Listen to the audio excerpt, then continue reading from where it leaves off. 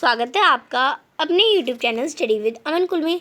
आज हम लाए हैं director of education GNCT of Delhi की assessment number worksheet 6। Assessment worksheet number 6 है, क्लास 10 के लिए है। सब्जेक्ट आपका इंग्लिश है। डेट है जिसकी 27 सितंबर 2021। आप अपना नेम एंड अपनी क्लास टीचर का नेम लिखेंगे। आपको सर्कल को डार्क कर देना है करेक्ट आंसर को टिक करके। तो फर्स्ट है आपका, what was the seagull afraid of. तो सीगल जो थी वो किससे अफ्रेड थी? रनिंग से, स्विमिंग से, फ्लाइंग से, नॉन ऑफ द अबव। तो आपका इसमें जो सी ऑप्शन है, जो सीगल थी वो फ्लाइंग से अफ्रेड थी, तो आप इसमें सी पे टिक कर लेंगे। वो gave young seagull a piece of fish, यानी किसने यंग सीगल को एक पीस ऑफ फिश दिया? तो a piece of fish young seagull को मदर सीगल ने दी थी, तो आप इसमें बी पे टिक कर लेंगे। फिर है third, why didn't the pilot turn the aeroplane back towards Paris, यानी पेरिस के टुवर्ड्स पायलट ने एरोप्लेन को बैक क्यों नहीं करा? He wanted to meet his family, he wanted to go on holiday, he did not want to miss the English breakfast, he did not like Paris. उसे Paris पसंद नहीं था, या वो इंग्लिश ब्रेकफास्ट नहीं करना चाहता था, उसे हॉलीडे था, या अपनी फैमिली से मिलना चाहता था। तो इसमें आपका जो ए ऑप्शन है वो आपका करेक्ट हो जाएगा, वो अपनी फैमिली से मिलना चाहता था। What was the pilot not sorry about, यानी जो पायलट है वो सॉरी किस लिए नहीं बोलना चाहता? मिसिंग हिज डेज, यानी मिसिंग हिज हॉलीडेज नहीं। Driving the plane into storm, यानी बी, ए वाला आपका करेक्ट हो जाएगा। Risking the life of fellows passenger, यानी जो फेलो पैसेंजर था उनकी लाइफ को रिस्क करेंगे, तो आपका बी और सी दोनों करेक्ट हो जाएगा। तो आप इसमें बोथ सेकेंड एंड थर्ड कर लेंगे। फिर है which one of the following instrument stop working first, यानी इनमें से कौन सा इंस्ट्रूमेंट था जो सबसे पहले बंद कर गया? कंपास या radio? Both stop together, both were working, यानी दोनों ही काम कर रहे थे या दोनों ने ही स्टॉप कर दिया था एक साथ काम करना? तो इसमें आपका जो सी ऑप्शन है वो आपका करेक्ट हो जाएगा, बोथ स्टॉप टुगेदर, यानी दोनों ने एक साथ काम करना बंद कर दिया था। Answer the following question in 20-30 words. First है आपका 6 क्वेश्चन का A part. How did the young seagull feel when a gust of wind below his feather lifted him up and could finally fly, यानी कैसे seagull को feel हुआ था जब उसने एक विंड की गस्ट उसे उसकी फेदर को उड़ा ले गई थी, वो भी उड़ने लगा था और फाइनली उसने उड़ना सीख लिया था।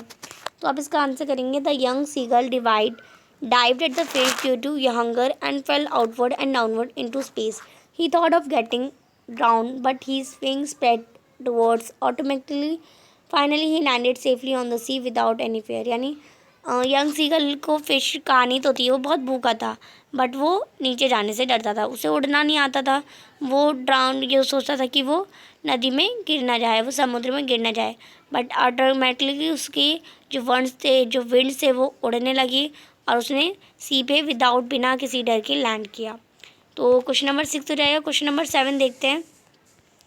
6 का बी पार्ट भी आपको दे रखा है। How was mister Pumphrey responsible for Tricki's bloated oppression, यानी ट्रिकी के ये वाले एप्रेशन से मिसेस पम्फ्री कैसे रिस्पॉन्सिबल हैं? तो आप इसका आंसर करेंगे, when the seagull belly touch the green sea, जो सीगल था उसने टच करा था ग्रीन सी को। ही वॉज स्कैर्ड, सॉरी, तो आप बी यहाँ पे करेंगे, mister Mumphrey responsible for Tricki oppressions because she didn't cut down its food and provided him with proper exercise, यानी उन्होंने अपना उनका जो फूड था उसे कट डाउन नहीं करा था, उसे प्रॉपर एक्सरसाइज भी नहीं प्रोवाइड करवाई थी। इवन आवर हैरियट एडवाइस, उसे बहुत ज़्यादा एडवाइस देने पर भी। She told him that the dog seems to be have no energy so she fed it more food, यानी उन्होंने कहा था कि डॉग के पास हमें एनर्जी नहीं लग रही तो उसे ज़्यादा फूड प्रोवाइड करना है। क्वेश्चन नंबर 7 है, answer the following question in 40-50 words. 40-50 words में इसका क्वेश्चन का आंसर करना है। Each adversity is an opportunity, हर एडवर्सिटी एक अपॉर्चुनिटी होती है। The author proved the written in the black aeroplane, यानी ऑथर ने इसे प्रूव कर दिया ब्लैक एरोप्लेन में। Mention any 2 trades help them the find in the ways of storms cloud, यानी आपको कोई 2 वेज बताने जो इस ट्रेड से हेल्पफुल हो उनके लिए।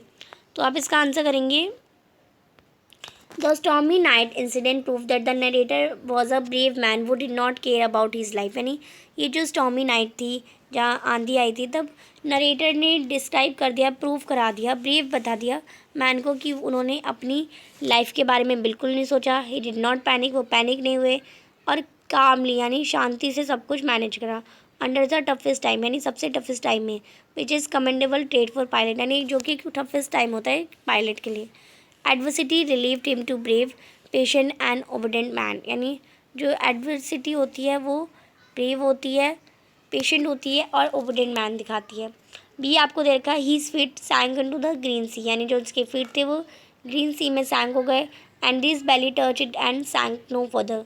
How did the young seagull feel after making it first flight, यानी फर्स्ट फ्लाइट के बाद सी गर्ल को कैसा लगा था। तो आप इसका आंसर करेंगे when the seagull belly touch the green sea, यानी जब टी सीगल ने ग्रीन सी को टच करा था, he was scared that he would sink, यानी उसे डर लगा कि वो डूब ना जाए। He try to fly but could not, यानी उसने उड़ने की कोशिश करी पर वो उड़ नहीं सका। He was exhausted and weak due to hunger, यानी क्योंकि वो बहुत ज़्यादा भूखा था। तो ये आप कर लेंगे। क्वेश्चन नंबर 8 है answer the following question in 100-120 words. आपको 100 से 120 वर्ड्स में इसका आंसर करना है। इमेजिन करिए that Tricki can understand the language of human, यानी ट्रिकी जो है वो ह्यूमन्स की लैंग्वेज को समझ सकता। When he is go back home what does tell Mister Pumphrey about he stay in the surgery, यानी वो अपनी सर्जरी के बारे में मिस्टर पम्फ्री को क्या बताता। और what is Mrs Pumphrey reaction, यानी मिसेस पम्फ्री का क्या रिएक्शन होता। Does it lead to any change in the way she treat him, यानी क्या उनके वे चेंज होता कोई ट्रीटमेंट में। तो आप इसका आंसर करेंगे Pumphrey would understand from Tricki's, यहाँ से आप करेंगे इसका answer Tricki might share that he get less to eat at the surgery but he feel more energetic there, यानी वहाँ पे उसे कम खिलाया गया बट उससे वो ज़्यादा एनर्जेटिक फील हो रहा है। He has to fight with other dogs to grab his to he share to the meal, यानी उसे दूसरे डॉग्स के साथ लड़वाया गया अपने मील को हासिल करने के लिए। Thought is mates kick him and ball him over, he loves and enjoy their company, he might say that he is getting be quite stronger at the surgery, यानी वो सर्जरी में बहुत जल्दी ही स्ट्रॉन्ग बन गया, उसे किक करना सिखाया। Mrs Pomfrey would understand from Tricki's experience that over protectiveness and over eating without exercise can make anyone unhealthy, यानी मिसेस पम्फ्री को ये समझ आया कि ट्रिकी का एक्सपीरियंस है कि अगर किसी का ज़्यादा ही प्रोटेक्टिव करें, कुछ ज़्यादा ही हद से ज़्यादा ही या कुछ ज़्यादा ही खिला दे बिना किसी एक्सरसाइज के, तो हम उसे बीमारी कर रहे हैं एक जगह।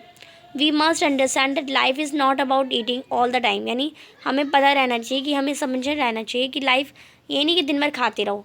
Life style disorder can be treated with the right routine and eating habits, यानी जो लाइफ स्टाइल होती है वो हमें ऑर्डर करती है कि हम राइट रूटीन में राइट हैबिट्स लें। She might conclude from Tricki's experience that richness did not guarantee health and happiness, यानी उन्हें ये भी पता चला कि जो रिचनेस है वो गारंटी नहीं है, हमारी हेल्थ और हैप्पीनेस ही ज़्यादा इम्प्रूवमेंट ज़्यादा ही मायने रखती है। तो ये थी आपकी आज की वर्कशीट। आई होप आपको अच्छे से असेसमेंट वर्कशीट समझ आ गई होगी। अभी तक आपने मेरे चैनल को सब्सक्राइब नहीं किया है तो प्लीज़ मेरे चैनल को सब्सक्राइब ज़रूर करें। Thanks for watching, bye bye guys.